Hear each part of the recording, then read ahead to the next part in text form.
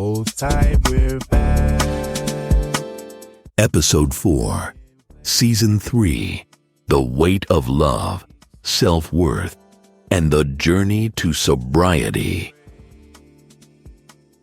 Welcome to Season 3, Episode 4 of Absolutely Focused Radio, your space for raw truth, reflection, and empowerment. I'm your host, Thabudd Nelson, aka your sobriety buddy. Today, we're diving deep. We'll talk about the painful realities of feeling unsupported, unheard, and disrespected in relationships. We'll break down the complex emotion of guilt, how it can either hold us back or help us move forward. And most importantly, we'll get into the journey to sobriety, the reasons people start drinking, the struggles they face when trying to stop, and how, at the heart of it all, there's often just the need to feel heard and understood. Joining me today is Jane Marie, who'll help us navigate the stats and insights. Together, we'll uncover the power of reclaiming your worth and finding strength in your voice. Let's get into it. The weight of love and the reality of feeling unheard. Life has a way of testing us in ways we never expect.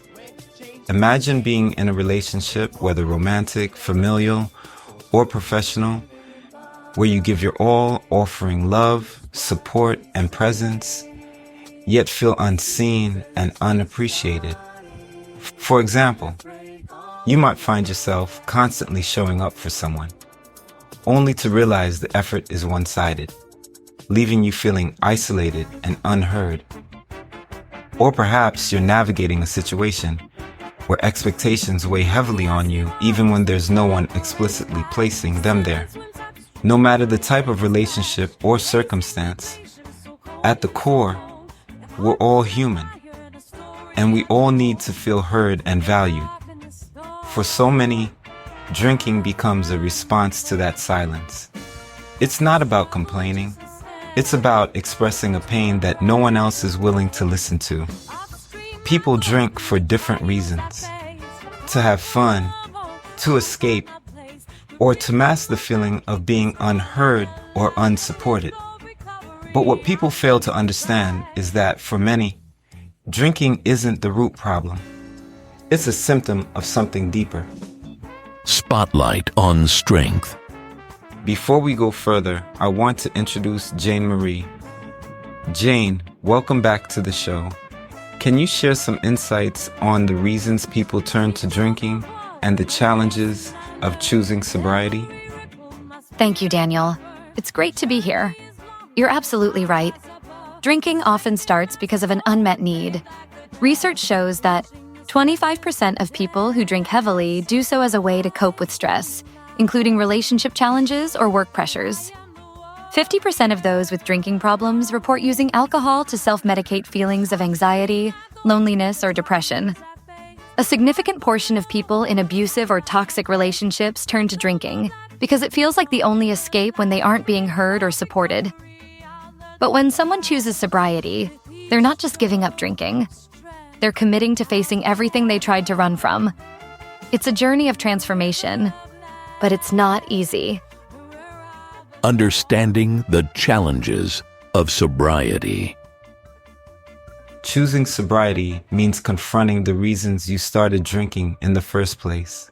For many, it's about breaking generational cycles, addressing trauma, or simply finding their voice.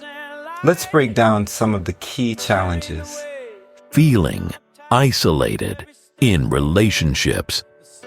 Imagine being in a relationship where the connection feels one-sided, where your presence is met with indifference and your words are met with resistance. It's like standing in a room with someone yet feeling utterly alone. Sobriety forces a hard, unflinching look at these dynamics. It demands clarity, pushing you to confront the truth about what's healthy, what's draining, and what needs to change to reclaim your peace and strength. Running away from pain. For some, drinking can feel like the easiest escape, a way to numb the stress, bury the pain of loss, or dodge the crushing weight of expectations.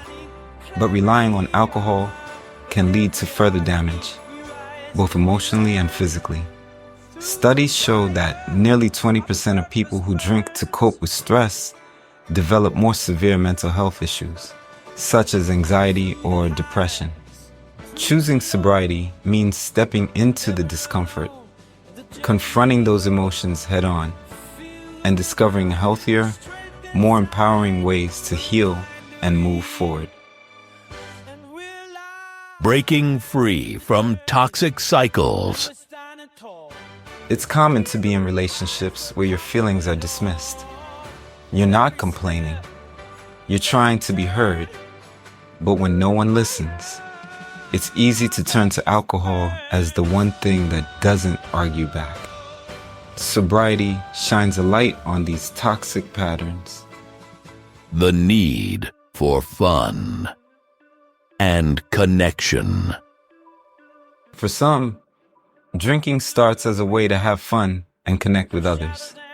But when it becomes a crutch, sobriety means learning how to enjoy life and build connections without alcohol. Daniel, those are also true. And the statistics back it up. People in toxic or unsupportive relationships are 30% more likely to develop drinking problems. 70% of those who start their sobriety journey say the hardest part isn't giving up alcohol. It's addressing the emotional wounds they tried to hide. And here's a hopeful stat. Sobriety improves relationship satisfaction for 65% of individuals who commit to personal growth and honest communication. That's powerful, Jane. It shows that sobriety isn't just about stopping a habit. It's about rebuilding yourself and your life.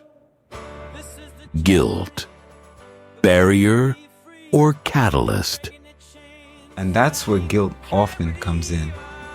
When you choose sobriety, guilt can either hold you back or push you forward. Let's revisit the two types of guilt. Constructive guilt, a guide that helps you grow and make amends. Destructive guilt, a weight that keeps you stuck in the past. And what's so important is recognizing that guilt often stems from feeling unheard. People blame themselves for their pain or the reactions of others, but that's not fair. It's okay to feel guilty, but it's what you do with that guilt that matters. Personal reflection. I've been there, feeling like no one wanted to listen. But let me remind you of something. You deserve to be heard. It's not complaining. It's asking for what every human deserves: understanding, love, and support. If you're struggling in a relationship, at work, or with your own self-worth, you're not alone. Sobriety is a journey, but it's also a statement that you refuse to let the silence or pain define you. I know how hard it is to show up every day when the person closest to you tears you down. But it's not your job to carry the weight of someone else's bitterness. You deserve to be loved, respected, and valued for who you are. Takeaway affirmation. Your worth is not determined by someone else's failure to recognize it. You are enough, exactly as you are. You hold the power to create a life that mirrors the love and respect you truly deserve. Thank you for joining me and Jane Marie for this powerful conversation about sobriety, guilt, worth, and the reasons we turn to alcohol. To everyone listening, remember this: it's not about complaining. It's about being heard, and you deserve to be heard. This is Daniel Nelson, your sobriety buddy. Stay amazing, stay blessed, and never forget to smile on purpose, because you are the purpose. Until next time, be well and take care.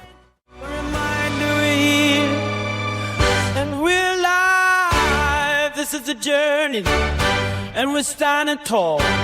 Together we rise, but